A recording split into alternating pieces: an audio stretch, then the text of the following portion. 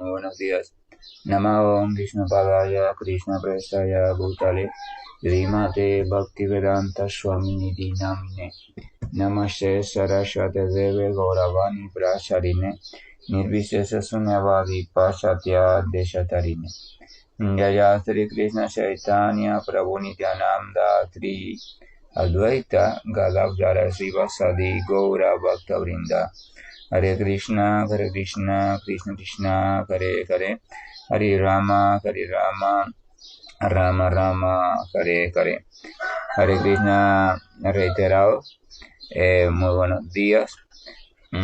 Hoy tenía pensado leer los últimos dos versos del capítulo 18 de Bhagavad Gita, pero desde que me levanté al amanecer muy temprano para hacer mis prácticas y eso, tengo un ojo, el ojo derecho, con una alteración vascular ahí, o sea, muy enrojecido y me duele un poco.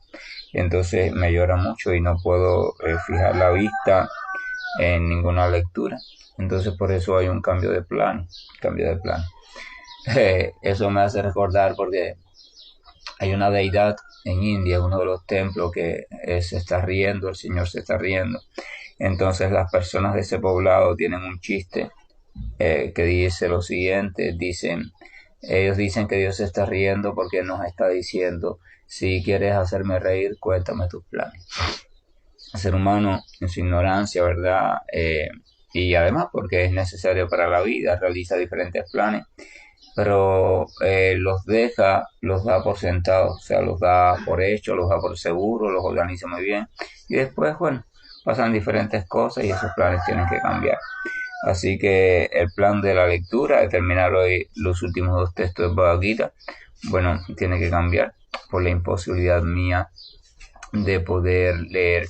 Entonces tengo dos propuestas. La propuesta es de hablar sobre un tema al azar, el cual yo crea, o simplemente también una propuesta más interesante es si alguno de ustedes quiere o desea o tiene alguna duda, alguna pregunta en referencia a lo que hemos comentado en todos estos tiempos o en cuanto a otro tema relacionado a esta misma temática de la cual hemos estado hablando o sobre la espiritualidad o algo así, entonces puede un momentico activar su micrófono y proponer un tema o proponer una pregunta y entonces yo dentro de mis posibilidades debatir sobre ella, o sea, simplemente exponer el criterio que hasta donde conozco las escrituras expongan sobre ella. Entonces, no sé, cuál de las dos opciones prefieren. Yo realmente no puedo ni mirar el teléfono porque el ojo me molesta mucho.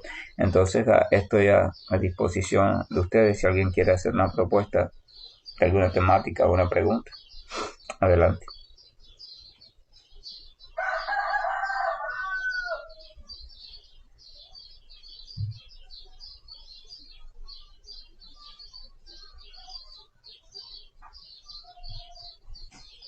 Bueno, como sé que es una hora entonces bastante compleja para muchos están en funciones de silencio porque quizás otros están durmiendo, porque están haciendo preparativos para ir para el trabajo, para alistar a los chicos, para ir para la escuela. Entonces voy a tratar yo un tema. Generalmente durante estos últimos encuentros hemos estado comentando, ¿no?, sobre cómo la cima o cómo la síntesis del conocimiento védico, lo más escondido del conocimiento védico, la joya del conocimiento védico lo constituye la recomendación de la entrega total, la entrega sincera hacia el Señor Supremo, o sea, la recomendación de por todos los medios posibles tratar de llegar al punto de desarrollar amor puro por Dios. En verdad el término de conocimiento espiritual se resume al conocimiento sobre el Señor Supremo y su energía espiritual o la manifestación de su energía interna, que es por la cual el Señor Supremo manifiesta todos sus pasatiempos.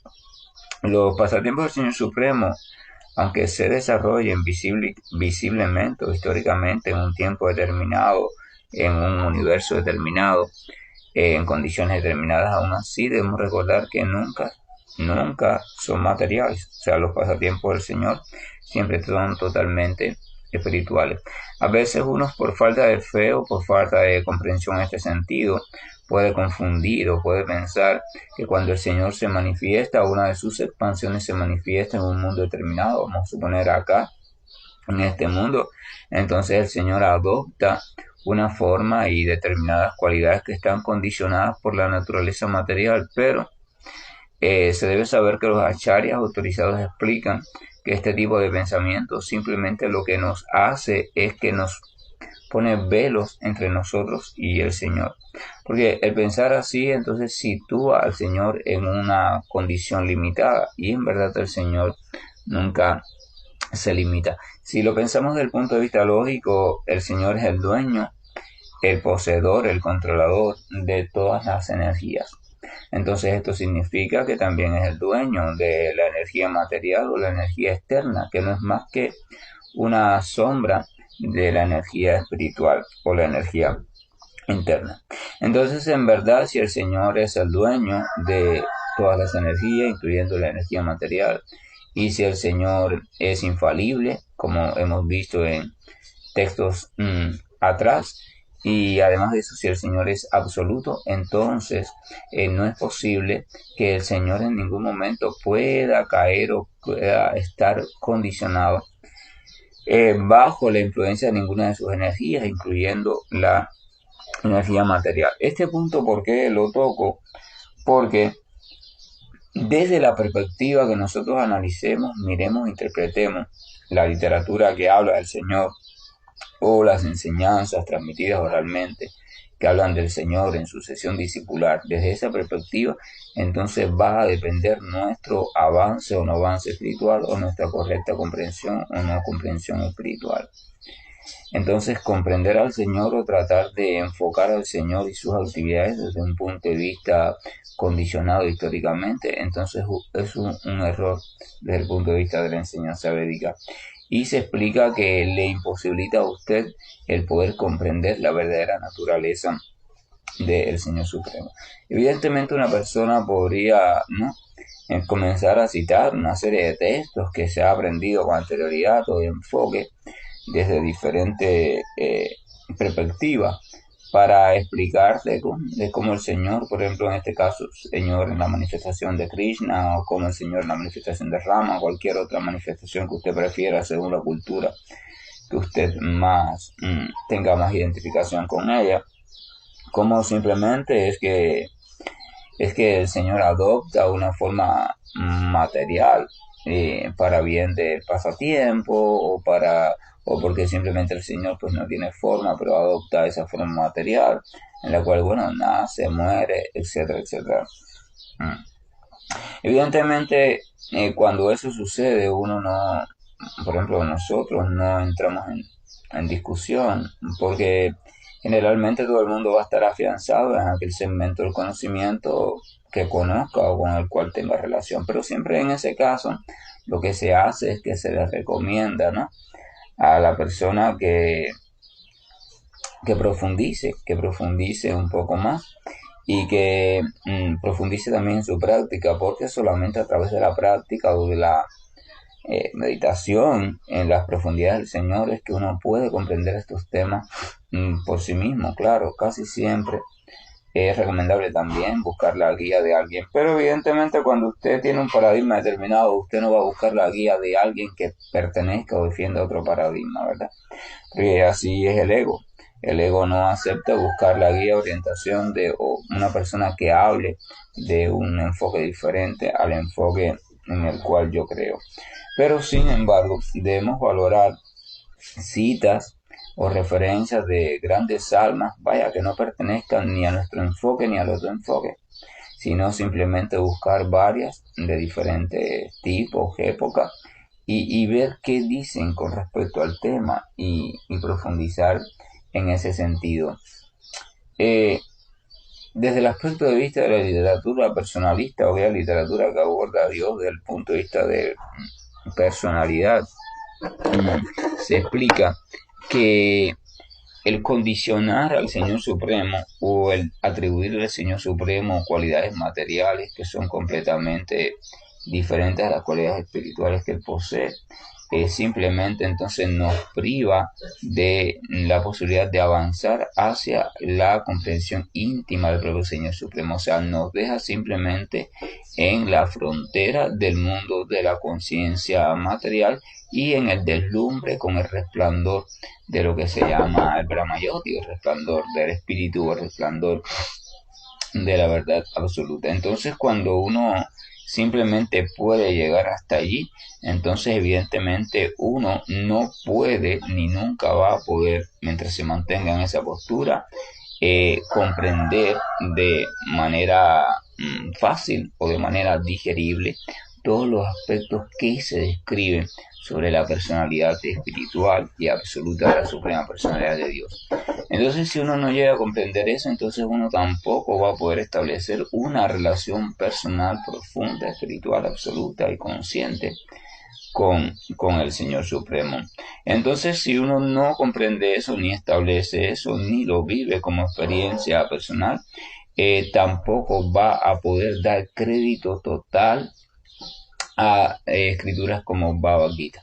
Porque escrituras como Bhagavad Gita, escrituras como Srimad Bhagavatam y otros textos están enfocados desde una visión o una comprensión personal, personológica de el Señor Supremo.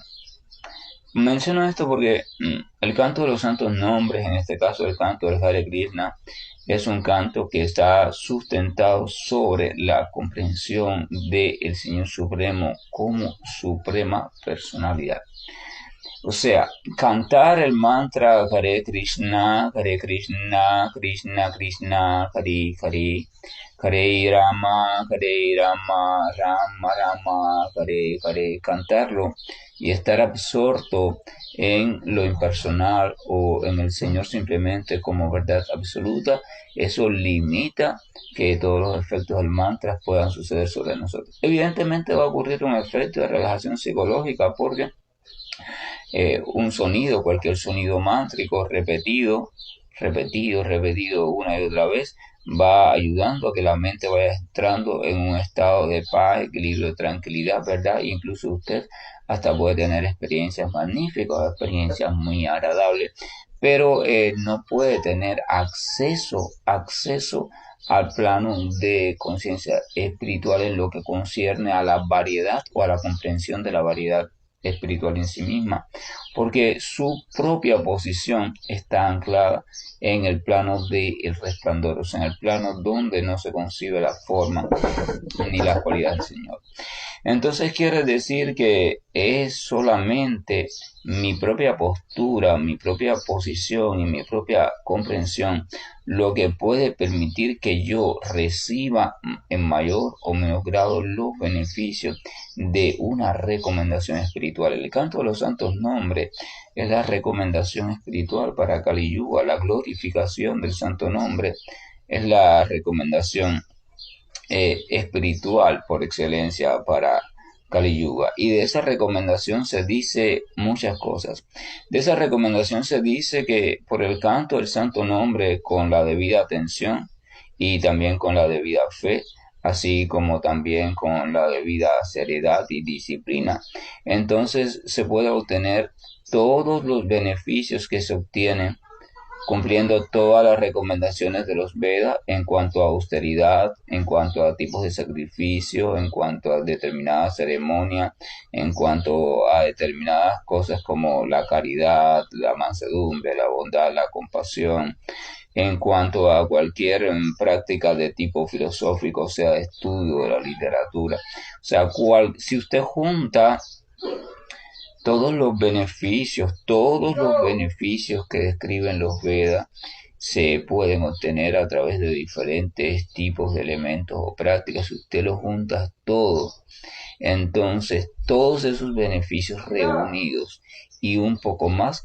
se obtienen simplemente con el canto, incluso con el canto en una etapa que se llama la etapa de Namabhasa o la etapa de canto todavía imperfecto.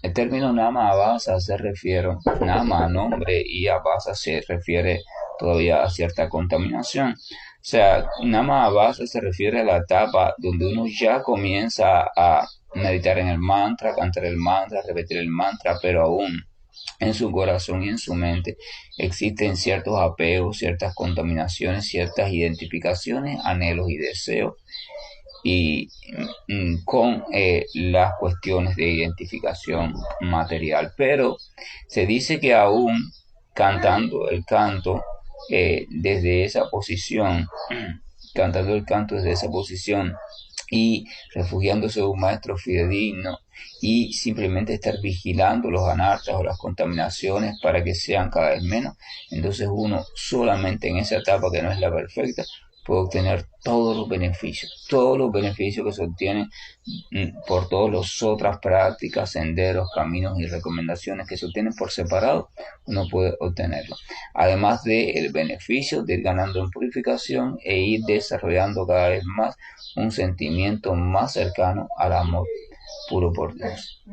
Entonces, cuando un devoto, una persona inteligente, logra comprender eso y logra creer en eso, entonces simplemente comienza a dedicarse y a dedicarse y a dedicarse cada vez más exclusivamente a la meditación o al canto de los santos nombres. Ahora, ¿qué pasa con el canto de los santos nombres? El canto de los santos nombres o las glorias del canto de los santos nombres no debe ser transmitida o no deben ser explicadas a las personas que no hayan desarrollado fe en el santo nombre. Una de las ofensas más graves que hay al cantar el santo nombre es que usted transmita la gloria del santo nombre. Por ejemplo, ahora usted llega donde está una persona completamente reacia, completamente materialista, y usted le dice, mira, yo canto los santos nombres de Hare Krishna, o esa persona le pregunta, ¿por qué usted canta eso? Y usted le dice, yo canto eso porque eso me ayuda a librarme de todas mis reacciones kármicas, me ayuda a purificarme, ayuda a tener acceso progresivamente al plano de conciencia de Dios espiritual, ayuda a que todos mis antepasados se liberen, ayuda a que esto, ayuda a aquello. Entonces, lo primero que le va a decir la persona es, tú estás loca o tú estás loco. O tú no te das cuenta que todo eso es cuento, tú no te das cuenta que todo eso es mentira. O sea, esa persona sin querer va a comenzar a blasfemar contra los santos nombres del Señor. Pero quien causó esa blasfemia no fue esa persona, sino fue usted al comentarle a esa persona una información para la cual ella no está lista. El canto de los santos nombres puede ser cantado, o sea, usted puede cantar en voz alta, se puede hacer kirtan y las personas por oírlo se benefician. Y este beneficio consiste en que poco a poco se abre en su corazón, van a ir desarrollando cierta fe. Y entonces solamente es después que se desarrolla esa fe y que la persona también escucha un poco más sobre este tema de el Señor Supremo, o sea que ya la persona está sintiendo un gusto, una velocidad, una atracción, una cierta credibilidad. Entonces cuando ya se va quedando sin duda, es que se le comienzan a enseñar sobre las glorias de los santos nombres y se le instruye sobre el conocimiento referente a eso. Entonces, eso quiere decir que en el canto de los santos nombres es un requisito indispensable, que el requisito primario, es el requisito de la fe, Por eso se explica que primero tiene que haber un conocimiento del Sambandha Jnana. Sambandha Jnana. La palabra Sambandha se refiere a aquel conocimiento que habla sobre una relación determinada. Jnana se refiere a conocimiento. O sea, lo primero que la persona debe recibir instrucción es en ir recuperando la memoria o recuperando el recuerdo o el conocimiento sobre la relación que existe. Primero sobre que yo no soy realmente energía material, sino que soy energía espiritual.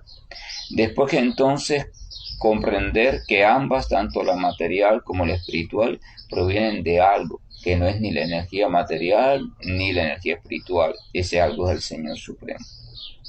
Después comprender mi verdadera relación o posición con respecto al Señor Supremo, o sea, las energías como servidoras del Señor Supremo. Entonces, comprender al Señor Supremo como lo sublime, lo máximo, ¿verdad? como la fuente, el controlador, o sea, llegarlo a ver como la entidad superior o la entidad suprema.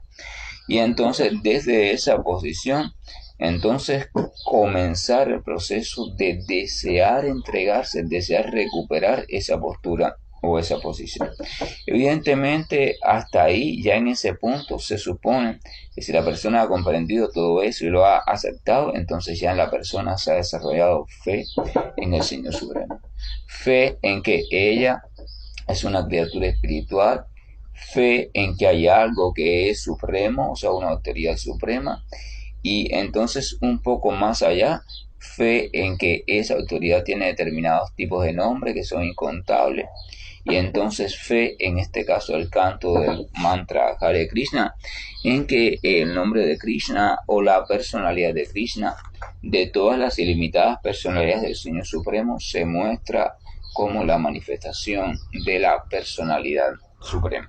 Entonces, cuando la persona está en ese punto, en esa fe de comprender a Krishna como la suprema personalidad del Señor, entonces la persona está apta para comprender el último detalle. O sea, el Señor como absoluto no tiene diferencia entre Él y su nombre. Todas sus potencias, cualidades, pasatiempos, morada, forma, están contenidos en la vasija de su santo nombre. O sea, eso quiere decir que en el nombre de Krishna están contenidos todos los avatares del Señor, están contenidas todas sus expansiones, están contenidas todas sus potencias, están contenidas todas sus cualidades, están contenidas todas sus formas, están contenidos sus moradas, están contenidos sus pasatiempos, están contenidos la relación con sus devotos puros. Entonces, cuando está en ese punto la persona y de verdad cree eso, de verdad tiene fe en ese aspecto de la comprensión, se dice que la persona está completamente lista para comenzar a cantar con toda propiedad el santo nombre del Señor. En este caso, el nombre de Krishna. Ahora, cuando ese canto comience, la persona comienza a cantarla con esa certeza. Cuando esa persona está cantando el santo nombre, repitiendo el santo nombre, esa persona está reafirmándose en su conciencia toda esa comprensión.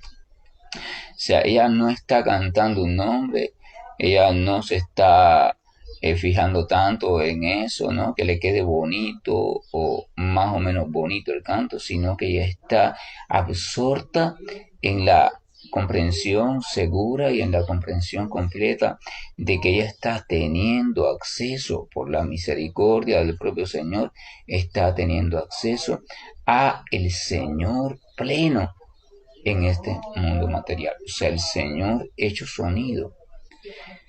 Y en ese sentimiento, en esa conciencia, en esa certeza, ella canta, canta, absorbe sus sentidos, absorbe su atención, absorbe su mente, todo se va concentrando en el canto y desde esa posición comprensiva. Desde esa posición, canta, canta. Y como ella tiene fe, ella empieza a experimentar sentimientos porque ella, wow, ella no puede creer que está en verdad, en presencia plena de el Señor Supremo, de la fuente de todo, de la verdad absoluta, de aquel que es el muy amoroso. En la India, por ejemplo, la ciudad o el poblado de Brindavan, tiene muchos templos, pero hay tres templos fundamentales. El templo de Radha Madana Mohana, el templo de Radha Govinda y el templo de Radha Gopinath. O también eh, mm, o el templo de Radha Gopikiana Vallabha, o sea, aquel que es muy querido por las gopis. Estos tres templos se llaman así porque tienen tres deidades diferentes del Señor con esos tres nombres. Esos tres nombres hablan de tres cualidades o pasatiempos diferentes del Señor. El nombre de Radha, todos empiezan con Radha porque primero se pone el nombre de la consorte del Señor, o sea, Radharani. En estos templos el Señor nunca está solo, siempre está acompañado. El Señor nunca está solo. El Señor siempre está acompañado de sus energías y por tanto está acompañado de su energía interna, energía espiritual o dadora de placer, o sea, Radharani o la Latini, Y siempre está acompañado de su devoto puro, porque su devoto puro es una expresión de su energía. Entonces, los seguidores del señor Chaitanya Mahaprabhu y su enseñanza, tal y como él las transmitió, saben o comprenden que la progresión espiritual en el sendero del Vaishnavismo o del servicio puro a Dios pasa por tres grandes etapas. Primero, la entidad viviente necesita recuperar la memoria o la comprensión de su relación con Dios, o sea, necesita restablecerse en el conocimiento de que ella es servidora de Dios, pero para eso necesita desarrollar fe y para eso necesita sentirse atraída hacia el Señor Supremo. Entonces, en esa etapa, por eso es que las personas, ¿no? Que tienen una necesidad de objetos materiales, deidades, algo así, visitan mucho el templo de Radha Madana Mohana, porque Madana Mohana significa el Señor como aquel que es capaz de atraer al propio Cupido. Cupido hace que todo el mundo se atraiga. Cupido, ¿no? Las flechas de Cupido. Literalmente, Cupido es quien hace que las entidades vivientes sientan atracción una por otra. Ahora, entonces se supone que todo el mundo está bajo el dominio de Cupido. Sin embargo, el nombre de Madana Mohana significa que Cupido está bajo el dominio del Señor. El Señor atrae al propio Cupido. Fíjense, Cupido atrae a todo el mundo. Nadie atrae a Cupido, sin embargo el Señor atrae a Cupido en su forma de Madana Mohana. Entonces, la primera etapa de un practicante de Bhakti en el sendero del Vaishnavismo tiene que pasar por ahí.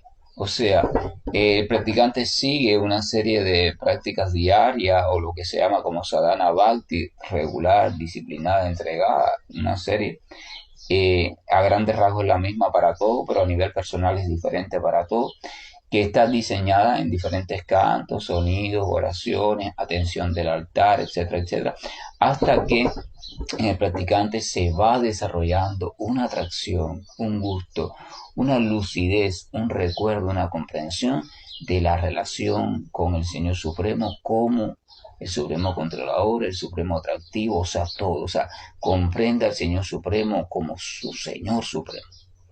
No simplemente como Dios o algo así, no, como su Señor Supremo, y entonces siente atracción hacia Él. Entonces, en ese momento se dice que la persona comprende al Señor Supremo en su forma de Madana Mohana o de aquel que atrae al propio Cupido. Después entonces el practicante entra en una etapa que es la etapa donde empieza poco a poco a desarrollar la relación personal, sentimental con el Señor Supremo.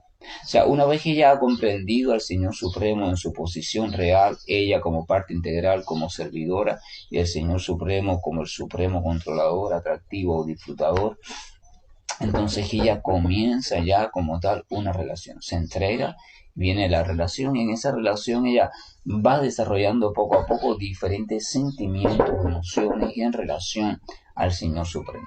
No es una relación filosófica, es una relación amorosa, donde los sentimientos se van profundizando, comenzando desde los más imparciales, o sea, así los más neutrales, hasta el sentimiento más profundo que es el sentimiento de conyugal.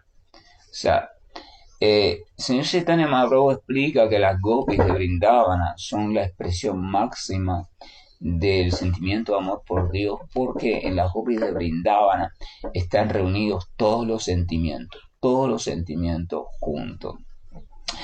Los Vaishnavas dividen los tipos de relaciones con Dios básicamente en 5. Después se subdividen en más, pero en 5. La de neutralidad, donde se sabe que Dios está allí, se le adora, pero no hay una relación personal todavía. La relación de Dios con el sentimiento de sirviente, o sea, donde hay un deslumbre por el poder del Señor y hay solamente reverencia. La relación de Dios desde la postura ya de amigo, o sea, Sakya, o sea, amigo, ya no es el sirviente, ya hay un sentimiento aquí fraternal, ya hay cierta afinidad. cierta confianza, cierta entrega, cierto dar la vida por el otro. Jesús de Nazaret dice, no hay mayor amor que el que da la vida por sus amigos, ¿verdad? Después eso sigue madurando, incluye algunas riquezas sentimentales más y surge la relación del Señor como madre o como padre y como hijo, y después ya sigue madurando y en su madurez total donde todos los sentimientos maduran a la perfección al mismo tiempo, surge el sentimiento conyugal o amor conyugal. Realmente, por ejemplo, incluso en el mundo material, si vemos un amor conyugal real, sincero, tal y como es, podemos comprender que el cónyuge en su madurez de amor desempeña todos los demás roles. O sea, el cónyuge, una pareja adecuada y un matrimonio que perfectamente estén armonizados, el otro funciona. A veces eh, te ve con respeto o con reverencia, a veces hace de tu amigo, a veces hace de tu madre o de tu padre en cuanto a cuidarte, a consolarte, y evidentemente también hace la función de cónyuge, o sea, ya las cuestiones íntimas que incluso ni tu madre ni tu padre pueden tener contigo, o sea, no existe, ni tampoco con el amor común, ni con nada. Entonces podemos decir que en la relación conyugal o de sentimiento conyugal o relación íntima de entrega más perfecta, se reúnen todos los otros tipos de estados o los otros tipos de relación. Entonces, en este aspecto, las gopis de Brindavana, como se te explica, son las devotas más perfectas, las devotas más puras, así que son el ejemplo a, a seguir.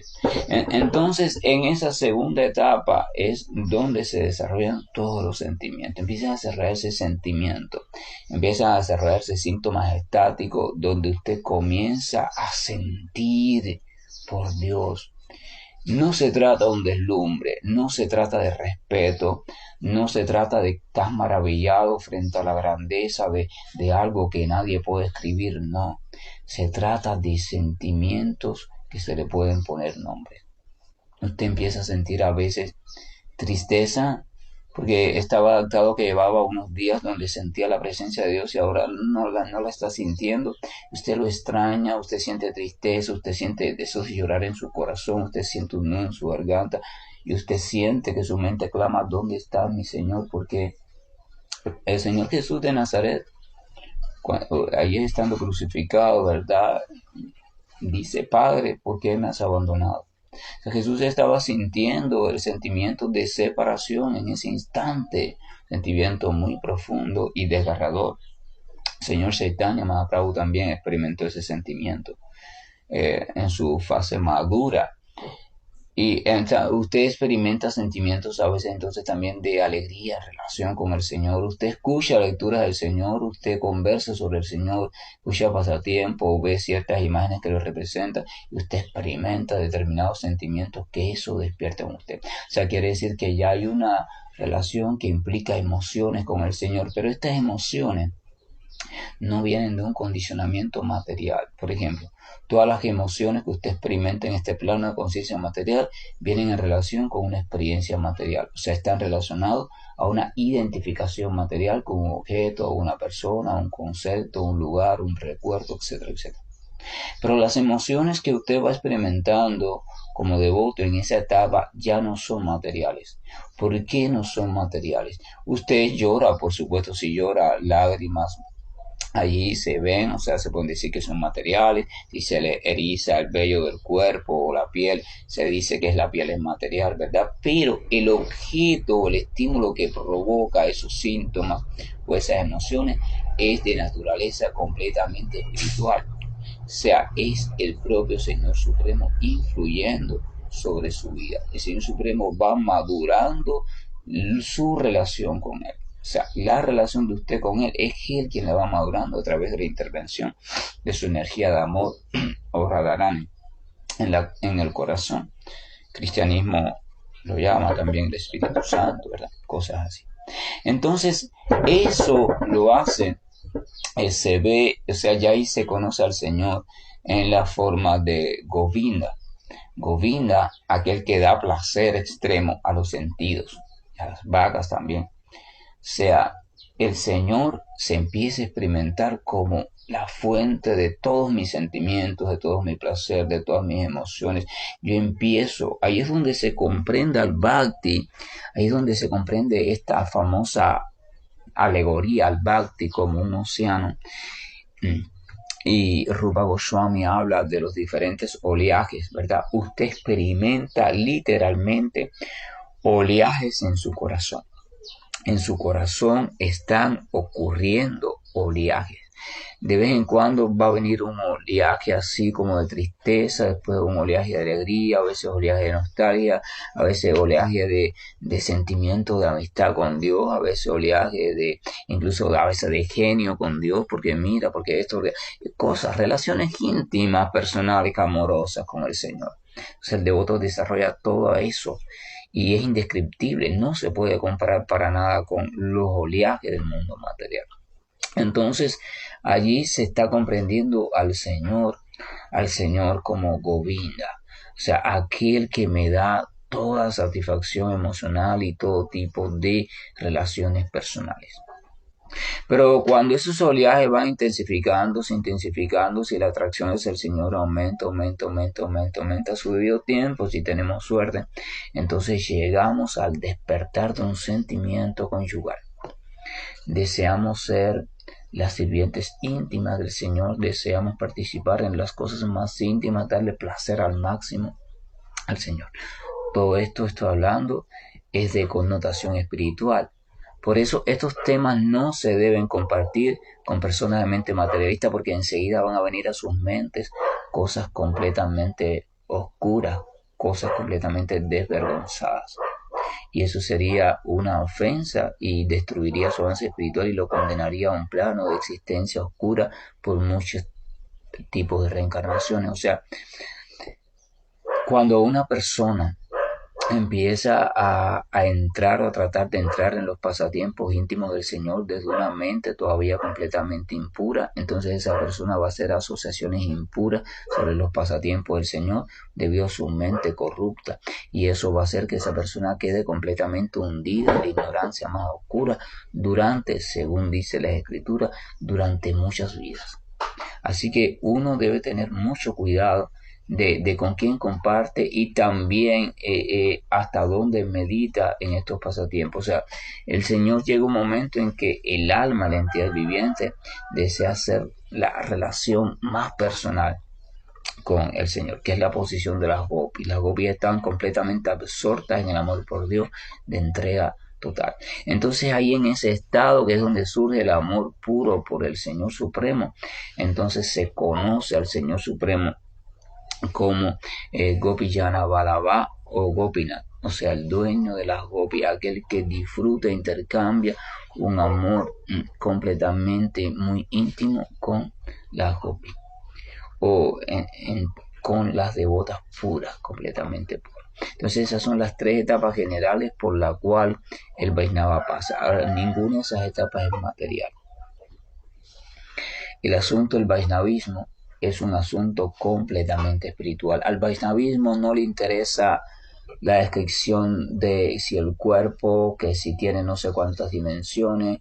Al Vaishnavismo no le interesa los canales de energía que circulan por el cuerpo. Al Vaishnava no le interesan los famosos chakras. Al Vaishnava no le interesan las diferentes dimensiones, que si el plano físico, que si el astral, que si el mental, que si el... Al Vaishnava no le interesa nada de eso. Al Vaishnava no le interesan las experiencias astrales, los desdoblar el cuerpo. Al Vaishnava no le interesan los poderes mentales, al Vaishnava no le interesan los rituales, al Vaishnava no le interesan la sesión Karma Kanda de los Vedas, que está llena de recomendaciones para tener una vida futura próspera o para tener una encarnación en un cuerpo con muchas más oportunidades de placer. Al Vaishnava no le interesa la liberación, al Vaishnava no le interesa el Dharma, al Vaishnava no le interesa el Adharma, el Vaishnava no le interesa nada, absolutamente nada que hable, describa, tenga que ver, prometa, regale cosas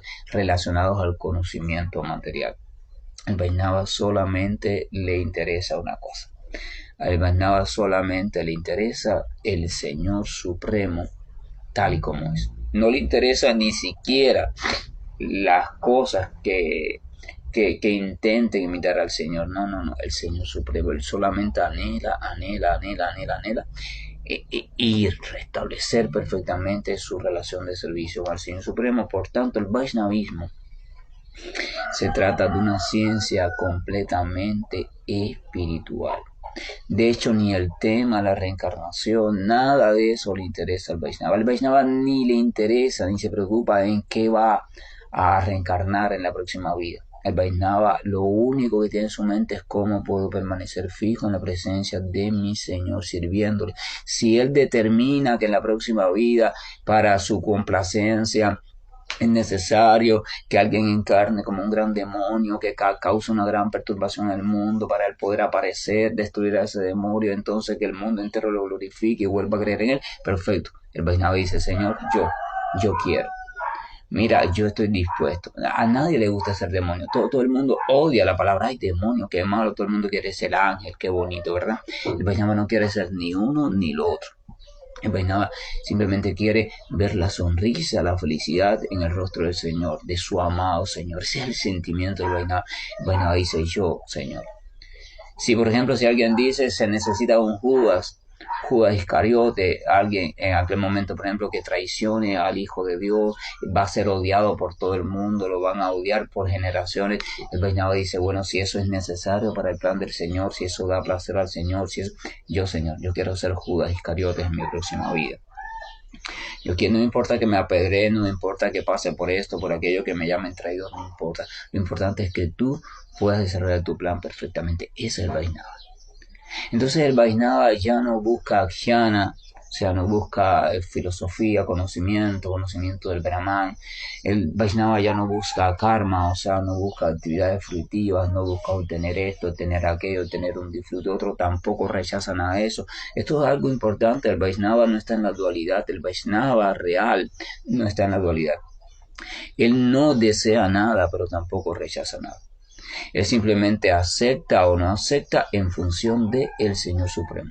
La regla general es que Él acepta todo aquello que sea favorable para hacer más profunda la relación con su Señor, relación de servicio, y que rechaza todo aquello que sea desfavorable para dicha relación.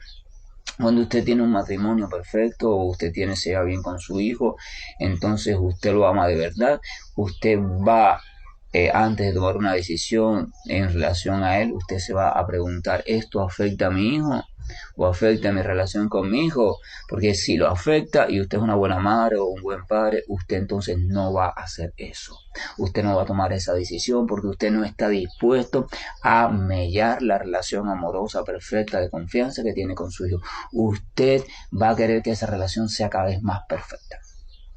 Esa misma es la posición del Vaishnava, pero su objeto de amor no está en este mundo material. Su objeto de amor es el Señor Supremo.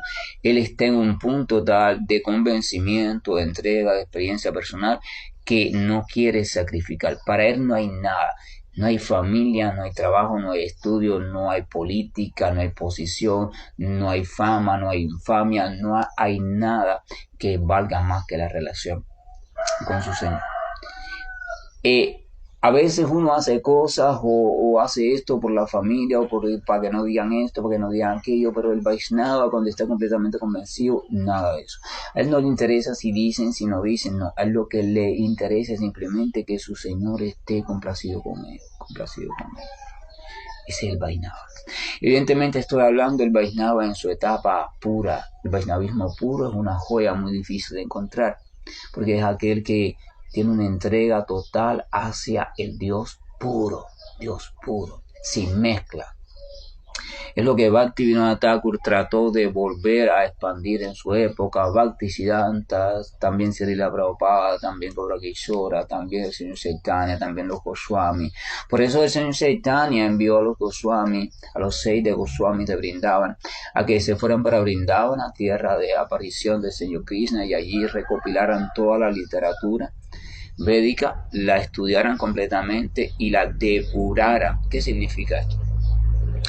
que quitaran todo aquello que con el tiempo se había adherido a la literatura védica, contaminándola, desviándola del verdadero sentido del mensaje védico original. El sentido del mensaje védico original es el sentido de la relación pura con el Señor.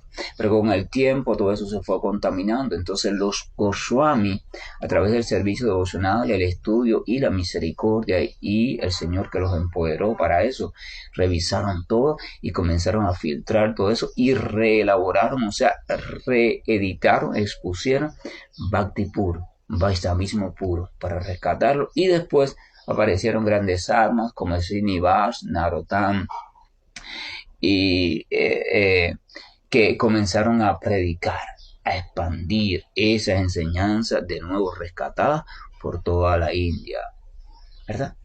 Y así esa es la cuestión. Entonces, el Vaishnava puro es ese. Vaishnava es aquella persona que ha encontrado refugio total y absoluto a los pies del Señor Supremo, comprendido como personalidad. Ese es el Vaishnava.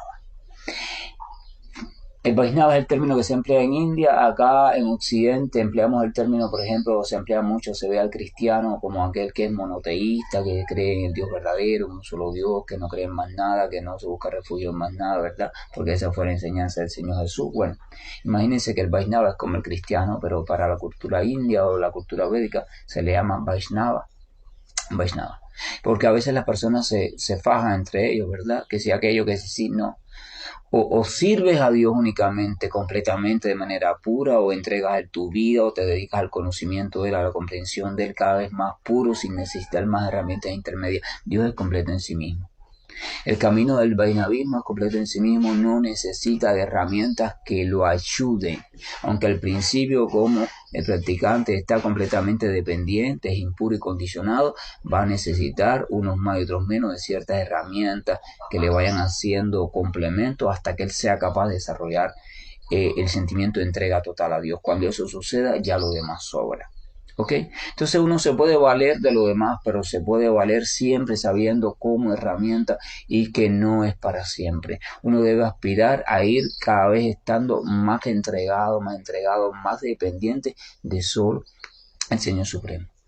Y en Kali Yuga, entonces el Señor Supremo está manifestándose a nuestro alcance en forma de su santo nombre. Entonces uno se va haciendo cada vez más dependiente del santo nombre del Señor. Y es el Vaishnava. El Vaishnava se dice que aquel que cante una sola vez el santo nombre con fe ya es un Vaishnava, pero se dice que aquel que siempre esté cantando el santo nombre, ese es un Vaishnava mejor todavía. Pero se dice que aquel por su simple presencia, él inspire a que las personas glorifiquen al Señor por su simple presencia, entonces ese es el mejor de los Vaishnavas. Genial. Cuando usted transite por un lugar y usted por simplemente transitar haga que los corazones de las personas estallen en júbilo, estallen en fe, en alegría, en paz, y que las personas sientan que en su presencia irradia todo eso, entonces usted puede decir, wow, estamos aquí, el Señor ha sido tan misericordioso conmigo que me ha convertido en un cristal transparente para su servicio. Entonces se puede hablar de perfección de la vida. Mientras tanto, el Vaishnava está insatisfecho porque lo único que está haciendo es entreteniéndose en sus propias fantasías. Que la gracia y el amor del Señor nos acompañe y que meditemos en este tema porque hay muchas tentativas materiales, mucho conocimiento materiales, muchos discursos atractivos materialmente, pero están diseñados la mayoría para entretenernos hasta que la muerte llegue. No deje que la muerte le sorprenda, no deje que su vida como ser humano se le escape entre tantos delirios mentales, delirios académicos, delirios filosóficos. Busque con sinceridad los pies del Señor Supremo y anhele en su corazón el cruzarse en su vida con un devoto puro del Señor o con un Vaishnava puro, porque solamente a través del devoto puro del Señor es que uno puede acceder a los pies del Señor de manera favorable. Hare Krishna, buen día, y estoy finalizando la llamada. Hare Krishna, Krishna Krishna, Hare Hare, Hare Rama.